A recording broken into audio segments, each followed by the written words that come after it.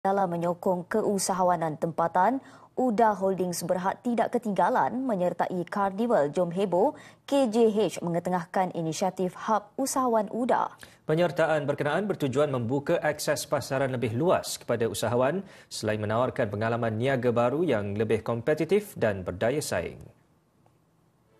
Inisiatif Hub Usahawan UDA memfokuskan pembangunan keusahawanan dalam kalangan belia, berfungsi sebagai platform praktikal untuk memperkukuh kemahiran serta potensi pasaran peserta.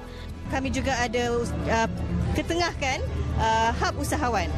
Jadi di sini kami membawa usahawan bimbingan UDA seramai 30 orang usahawan. Di bawah Hub Usahawan UDA, kami membawakan fashion, makanan, minuman, kraft tangan dan di sini juga kami membawa Mari dan Kirana, adalah dua retail bawah milik UDA. Mari adalah satu retail di mana kami mengumpulkan semua produk-produk PMKS dan kami letakkan di bawah satu center. Antara tarikan di reruai Hub Usahawan UDA termasuk voucher, cabutan bertuah, kuis, pertandingan permainan tradisional serta demonstrasi kompang. Untuk Karnival Jom Heboh kali ini, Hub Usahawan UDA menampilkan pelbagai produk yang menarik, iaitu kita ada Kirana Craft Center yang menawarkan produk craft tempatan dan juga Marimat yang mana menawarkan produk-produk IKS tempatan.